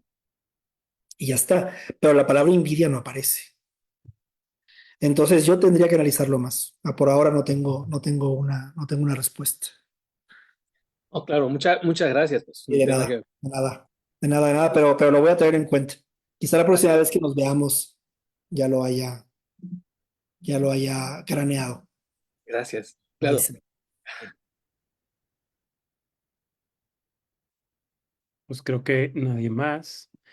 Yo te quería hacer una pregunta. Sí, dime.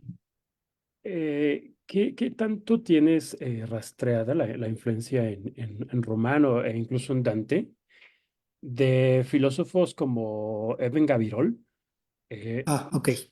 Kazam, ¿no? Porque su postura acerca del amor es muy, muy interesante Ujú. y pues toda esta parte de Andalucía es algo Claro. que en Italia. Sí, sí, sí, sí. No, es muy difícil demostrar estas influencias, sobre todo teniendo en cuenta que Dante En fin, o sea, tenías que demostrar una influencia indirecta, que Dante no leía hebreo.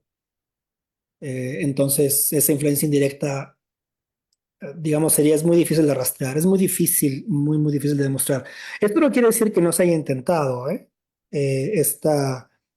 Cité antes a una estudiosa que es italiana y que vive en Israel, bueno, que es israelí, italo-israelí, que se llama Sandra de Benedetti Stowe, y que yo lo estuve escribiendo mucho cuando hacía mi tesis, y ella tiene un libro y varios estudios, pero tiene un libro más o menos famoso que se llama Dante y la mística hebraica. Entonces ahí ella tiende puentes y hace, digamos, establece paralelos. También Giorgio Battistoni lo hace un poco, ¿sí? Pero es muy difícil de demostrar, ¿sí? O sea, se puede demostrar claramente la influencia inversa, ¿sí? O sea, de Dante y de los escolásticos hacia los judíos, pero de los judíos hacia acá menos. Es casi, en fin. O sea, obviamente está el problema de que tienes que saber los dos, tienes que saber tanto hebreo como italiano, bueno, además de latín, etcétera, ¿no? Para poder establecer esos paralelos, ¿sí? Y saber si efectivamente había un punto de contacto así tan fuerte, porque al final lo que podemos establecer, por ejemplo, con Immanuel Romano, en el caso de las macamas, es que tenía influencia, una clarísima influencia árabe, ¿sí? Ujú. Y quizá los autores como estos también tenían una influencia árabe, pero entonces la fuente principal es la fuente árabe, no la fuente hebrea, ¿sí? Es muy difícil. Yo cuando empecé a hacer mi tesis, yo ingenuamente pensé que podía demostrar algo así, pero luego me di cuenta de que no. Y de que en todo caso de lo que se puede hablar, que es una postura interesante y que lo han dicho varios dentistas, incluso este que cité hace poco, que no es bueno, un italianista, um, de lo que sí podemos hablar es de la cultura de Dante, dice. O sea, hay un clima cultural y en ese clima cultural hay ciertas coordenadas en donde puede estar también la influencia árabe con respecto a la poesía provenzal, ¿no? Que es una de estos canales donde se puede más o menos ver que hay ciertos paralelos, ¿no? Es decir, un amor de corte, donde es un amor, en fin, con ciertas reglas, y etcétera, etcétera. O incluso quizá la poesía sufí, etcétera, etcétera. Pero insisto, hablamos de una cultura, de un clima cultural. Ya hablar de influencias Ujú. es mucho más difícil, porque entonces tienes que poner a demostrar de una por una y es un problema, es un problema. Y al final no logras demostrar nada, más allá de que, pues sí, todos conocían más o menos lo mismo, todos tenían conocimiento del Liber de Causis, todos tenían, en fin, o sea, por ejemplo, es una cosa muy peculiar, ¿no? O sea, todas las citas o las referencias o los guiños al Liber de Causis están por todos lados, ¿no? O sea, están en Dante, están los autores judíos, en fin. Entonces, por ejemplo, un autor con respecto al libro de Sandra de Benedetti Stowe decía que lo único que realmente se puede demostrar es que tanto Dante como los autores cabalistas, pues tenían influencias, tenían una base, una fuerte base neoplatónica Ujú. y no mucho más. Que suponer que la Sefirot influyó, etcétera, etcétera, cierto concepto en fin, la presencia de Beatriz como como una de las Sefirot que están en el árbol, o sea, en fin, dice esto es muy difícil de demostrar, ¿no? Bueno, o insisto, con los autores que te has citado, ¿no? Que además, Sí, como digo, eran los grandes autores, realmente los grandes autores judíos medievales eran los que vivían en España. Y algunos en Francia, ¿no? Por supuesto. Bien, pero los grandes estaban en esa zona, que era la zona sefardí, la más importante. La influencia de lo que fue Al-Andalus en... Exacto, exacto. Bueno, a ver, y eso es una anécdota interesante, a lo mejor vale la pena que se las cuente. Eh,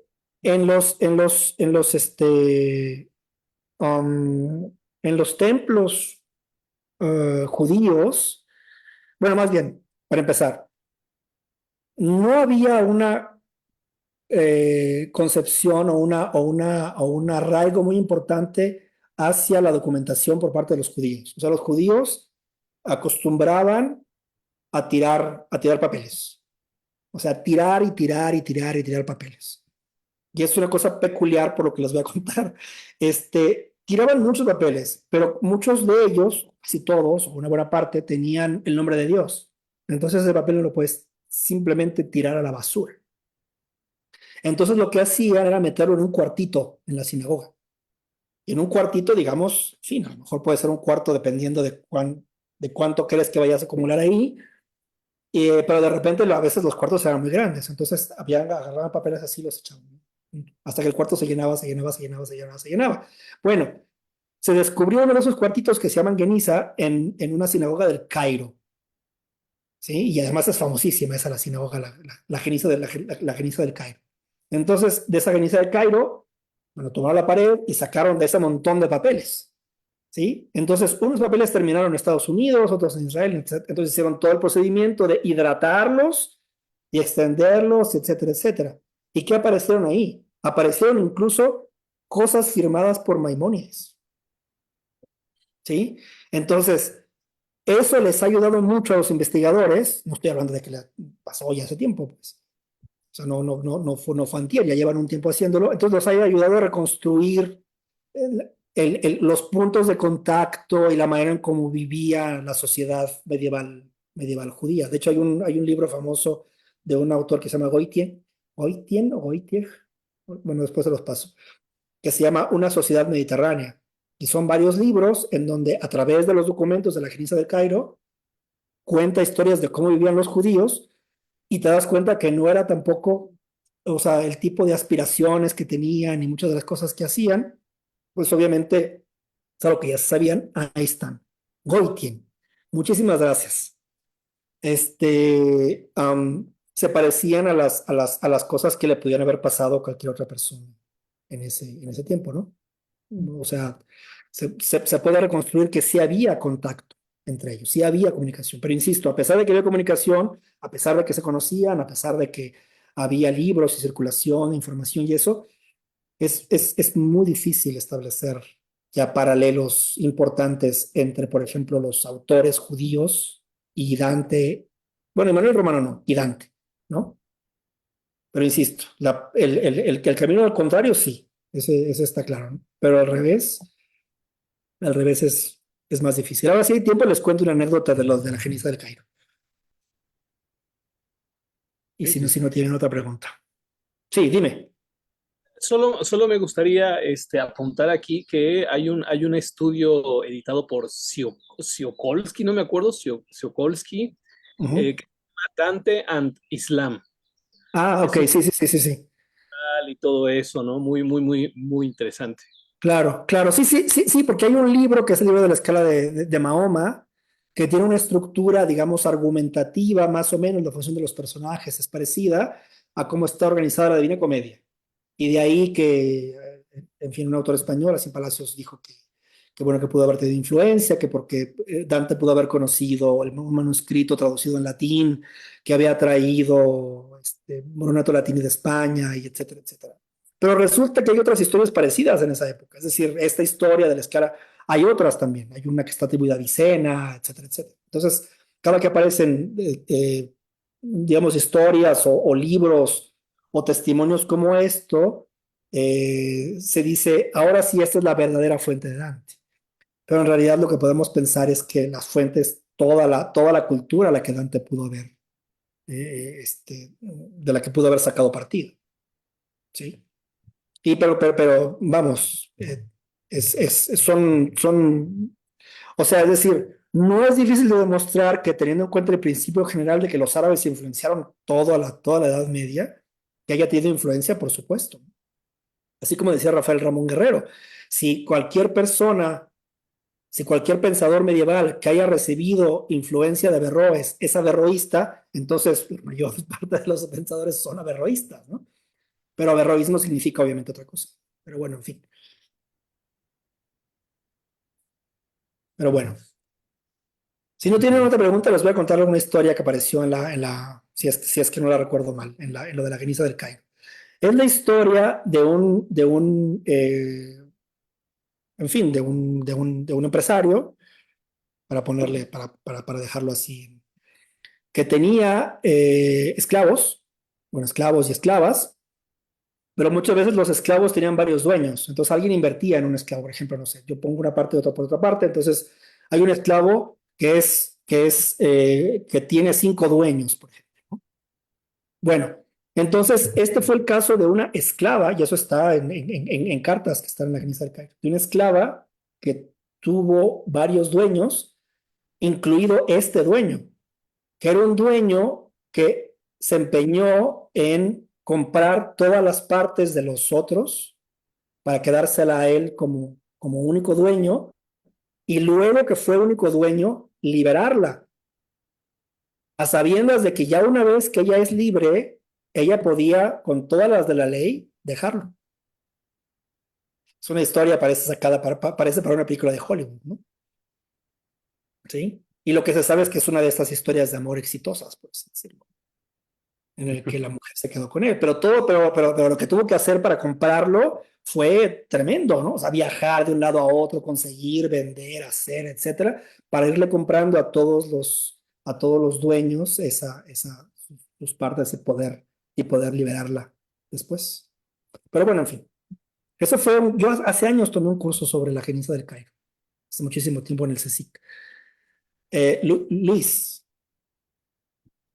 Sí, gracias. Bueno, aunando un poco a este tema de la geniza o geniza, Sí, eso. este, ajá, sí, sí, es fascinante, ¿no? Porque yo quería añadir que justo, por ejemplo, trabajos ya como los de este Dov Goitein permitieron reconstruir mucho de la actividad, pues tanto intelectual como comercial del Mediterráneo por todo lo que encontraron, ¿no?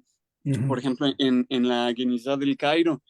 Y, y muy interesante porque justo como muchos de estos documentos estaban escritos en hebreo, en caracteres hebreos, pues no los tiraban y entonces hay muchas cosas de transacciones y podemos saber, por ejemplo, qué estaba comerciando el norte de África con parte de Italia y con otras regiones del Mediterráneo, ¿no? Entonces es fascinante como la cantidad de información que se ha podido recuperar a partir de ese tipo de documentos. Uh-huh. Y pues si les interesa, hay un libro que yo hace tiempo leí sobre ese tema que es más como, pues es un trabajo más bien como historiográfico, ¿no? Y un poco como, pues, novelado de alguna manera, que se llama Sacred Trash, de Anna Hoffman. No sé si tú, Augusto, has oído de él. Este No, Sacred Trash.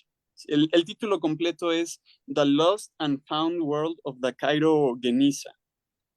Pero bueno, te narra como toda la historia de cómo descubrieron la Geniza y quiénes participaron, por ejemplo, en clasificar los documentos que había ahí y después cómo se empezó a hacer ya un estudio más académico, ¿no? De los documentos para poder reunir información pues de lo que hizo un poco Goitin, ¿no? Como clasificar los documentos que son de tipo comercial, los documentos que son de discusiones rabínicas, los documentos la correspondencia, por ejemplo, que es donde aparecen cosas de Maimónides, ¿no? Que aparecen cosas de correspondencia.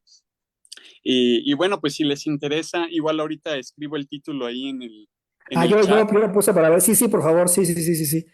Sí, yo me acuerdo que hace no mucho conocí a una persona que resulta que era de origen judío, pero ella no era practicante, no sé qué. Entonces empezamos a hablar del tema y como no nos conocíamos muy bien y que ya pues, le conté toda esta historia, pensó que estaba yo bromeando, ¿no? O que yo la estaba cuenteando. En el sentido de, o sea, estás hablando de cartas firmadas por Maimónides. Le dije, sí, por cartas firmadas por Maimónides. Entonces ya en fin, le pasé el link, porque además estas están online. Y yo me acuerdo cuando yo tomé el curso que nos decía la profesora que nos daba el curso, que muchas veces las cuestiones que le planteaban a Maimónides eran unas cosas así que a nosotros nos parecían absurdas y que a veces Maimónides se tomaba tiempo para redactar un poquito más y preguntar cosas o a veces simplemente decía cita de tal pasaje y ya, ¿no? Entonces, no hacía grandes explicaciones, ¿no? Claro, claro. Simpático, ¿no? Sí. Sí, lo que me acuerdo de eso, a mí me parece de veras alucinante, ¿no? O sea, la idea Sí, de que puedas consultar un papel firmado por Maimónides. O sea, ya la idea misma, por eso esta persona cuando se lo conté me dijo, y además era una persona de Estados Unidos, pero decía, no, este mexicano no tiene ni idea de lo que está hablando. interesante. Muchas gracias, en verdad. No, pues de nada, de nada. Oye, por cierto, Luz, ¿tú perteneces a la UNAM? Sí, Me dio curiosidad, sí. Ok. sí, soy pues, estudiante de maestría de filosofía de la ciencia a punto de egresar. Ah, ok. Muy bien. Bueno, porque si quieres, bueno, todos obviamente ya ves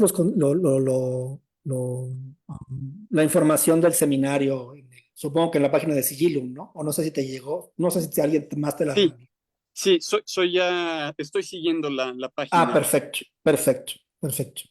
Sí, Bueno. muchas gracias, profesor. Ah, ok, claro. Ese es el libro. Basura sagrada. Sí, Claro. Basura Sagrada, sí, exacto. Sí, Sí, no, interesantísimo. María Elena nos dice que sí, algún correo para mandar más información. Perdón, es que Eh, estoy levantando la mano, pero no sé qué le pasa a mi ok, no, pues adelante, si que no quieres, aparece. habla. Sí. Yo ya me voy a retirar, pero me gustaría sobre todo, yo soy italianista, soy profesora de la facultad, Ah, y en este momento les enseño italiano, pero tengo muchos alumnos de filosofía, de letras clásicas, etcétera, que luego están muy interesados, ¿no? En aprender italiano, pero realmente como para muchas de sus disciplinas. Pero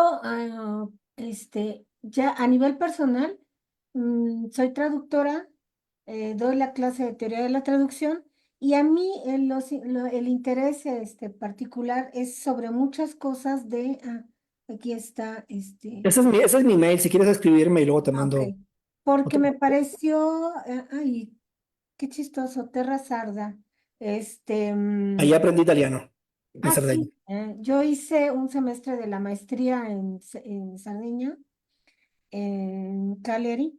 Y Ujú, bueno, entonces como traductora y dentro de la teoría de la traducción, una de las cosas que les digo mucho es que nunca ubicamos qué tipo de traducción estamos leyendo, ¿no? ujú, Entonces siempre los criterios se han cerrado para decir es una buena o mala traducción. Y realmente no abundamos en decir qué es como quiere traducir y qué quiere dar. A mí me siento muy lejos de esos criterios, de que una traducción esté bien o mal hecha, más bien es como el interés de cómo quisieron hacerla, por qué quisieron hacerla así. Entonces, en los ujú, ejemplos, todos los ejemplos que vi, era un español que yo entiendo perfecto, es un ujú, español muy claro, entonces es muy explícito y estoy pensando en que son textos de 1200, 1100 y tantos, que no era todavía italiano. Es como si yo leyera un texto en español de 1200, no sería un español que yo entendería, no sería un español, porque ya tendría muchísimas palabras que habrían entrado en desuso, estructuras gramaticales en desuso. Entonces me pareció como los textos muy explícitos, muy claros para mí, hablante en este momento, y entonces, bueno, me gustaría que como más estaría interesada como a nivel personal, yo lo quise dejar muy claro para que lo entiendan así, muy claramente, ujú, ujú, el español de ahorita, no recurrí a querer hacerlo porque simplemente lo que decían con el ejemplo de envidia, ¿no? Eh, ¿Hasta dónde tendría yo que hacer el rastreo de la palabra? De un poco, digamos, hasta si llegara a ser una cuestión filológica, pero qué tanto se usaba, con qué valor se usaba, Ujú, ujú, como para saber. Y entonces en ese momento es parte como de eso que se va transmitiendo en las traducciones, de decir, si yo estoy leyendo la palabra envidia de un texto de 1200, este, y en esa parte, cuando son traducciones de textos cultos, me parece que sí son muy pertinentes las notas, se tenía más o menos regularmente este uso o así, ¿no? Entonces, sobre eso me gustaría así como mandar comentarios o recibir respuesta de, bueno, ¿por qué se decidió hacer esta traducción así, con ujú, un ujú, español tan claro de este ujú. momento, cuando es un texto tan antiguo, ¿no? Claro. Ese tipo de cosas son las que me gustaría muchísimo, porque, por ejemplo, cuando veo y encuentro eh, traducciones así, y estoy dando la clase de teoría de la traducción, y están los traductores vivos, y se puede contactar a los traductores, entonces me gusta decirles, escríbanles, pregúntenles por qué decidiste Ujú, esto, cómo lo hiciste así, por una cuestión más comercial, por una cuestión más de acercarme a tal público, etcétera, ¿no? Entonces, ujú, ujú. por las Sí. cuestiones que pedía yo como algo en donde se pudiera trabajar eh, con todo el respeto, ¿eh? No es una crítica Ujú, para ujú, nada ujú. de esto. No, no, no, no, no. Mm. No, y de hecho tengo, cuando yo traduje la vida nueva, de hecho tengo una parte, en la parte de, ya al final de la introducción, donde hablo de la plasticidad de la vida nueva, de la, y que yo pensaba que lo más difícil para traducir de la vida nueva iba a ser la poesía, pero luego me di cuenta que lo que más me costó trabajo fue la prosa. Ahora bien, lo que pasa es que las estructuras, en fin, esto tampoco no es un secreto, las estructuras que Dante y los escritores de su generación crearon, es decir, el trabajo lingüístico que hicieron sobre sus poemas, era muy preciso, muy incluso estructurado, lógico. Um, ya después con Petrarca ya va a ser el acabose, ¿no? Es decir, ya todo clarísimo, los acentos casi siempre caen en seis, en fin, el verso petrarquesco es muy fácil, ¿no? Fácil en el sentido de que con Dante hay cosas que no sabes cómo leer, no tanto que no lo entiendas, ¿no? Sino dónde poner el ritmo y estas cosas. Entonces, ahora bien, en este caso, en el caso de Manuel Romano, la información sobre los poemas es muy poca y hay muchas veces en que no se sabe muy bien cómo traducir, porque realmente es que no se sabe ni siquiera literalmente qué está diciendo, ¿sí? Y con Dante es otra cosa, porque con Dante hay muchísima información, ¿sí? Y hay más obra, hay más para comparar, ¿no? Dices, en esta parte es una estructura parecida a esta otra que está en el infierno y parecida a esta otra que está en el paraíso y parecida a esta otra, y ahí ya más o menos te ubicas, aunque obviamente hay ciertos misterios todavía. Pero en este caso, yo lo que sí te puedo decir es que yo más o menos traduje con confianza un español más o menos comprensible por dos razones. Una, porque en italiano, el italiano de Manuel Romano es un italiano muy parecido al de los poemas del Dolce Stil Novo, que son estructuras también muy claras. O sea, hay pocos encabalgamientos, sí los hay, pero más bien las frases son más bien, digamos, planas, en fin. No hay mucha, no hay unas estructuras sintácticas tan complejas como, por ejemplo, no sé, en Guittone d'Arezzo, ¿no? Guittone d'Arezzo, que es un poeta que es el maestro de toda la generación, lo lees directamente en italiano y hay cosas que están un poco raras, ¿no? Porque las estructuras que he elegido, etcétera. Eso es una cosa. Entonces, la otra cosa es, ya se ha estudiado la rítmica de Manuel Romano y se sabe que es una rítmica, digamos, inteligente, es una rítmica, digamos, muy trabajada y que no permite que haya muchas complicaciones. Incluso se llegó a pensar que él ya es de una época posterior. Todavía, eso no se ha demostrado todavía, pero se cree que ya más bien hay que situarlo en la época de Petrarca. Yo lo situaría así por el tipo de temas que tiene, etcétera. Pero hay algunos autores que suponen que podría alargarse su fecha de nacimiento y de muerte porque la manera en cómo escribe es una manera más, digamos, más cercana a nuestra sensibilidad hispana. ¿Por qué? Porque la sensibilidad hispana de un soneto es la del Siglo de Oro. Y una buena parte de los sonetos escritos en el Siglo de Oro eran traducciones de poemas italianos, de sonetos italianos originales, ¿sí? No nada más de Petrarca, de otro montón de gente, ¿no? Se escribían un soneto y entonces Cervantes hacía una versión del soneto en español. Y el vocabulario se repite, el ritmo se repite, la manera de las rimas se repite, etcétera, ¿no? Es una estructura, digamos, conocida en ese sentido, ¿no? Entonces yo ya había, digamos, en mi mente acumulado argumentos para saber que el tipo de traducción que yo iba a hacer de Manuel Romano era una traducción, como tú dices, comprensible o llana, porque así está escrito el original también, ¿sí?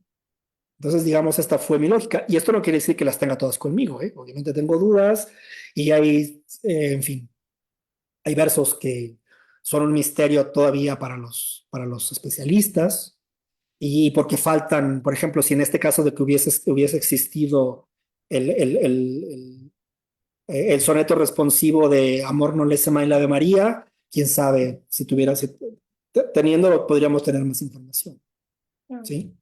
Pero obviamente la teoría de la traducción es interesantísima. Yo no había empezado a traducir hasta tengo yo creo que 5 años traduciendo, no más.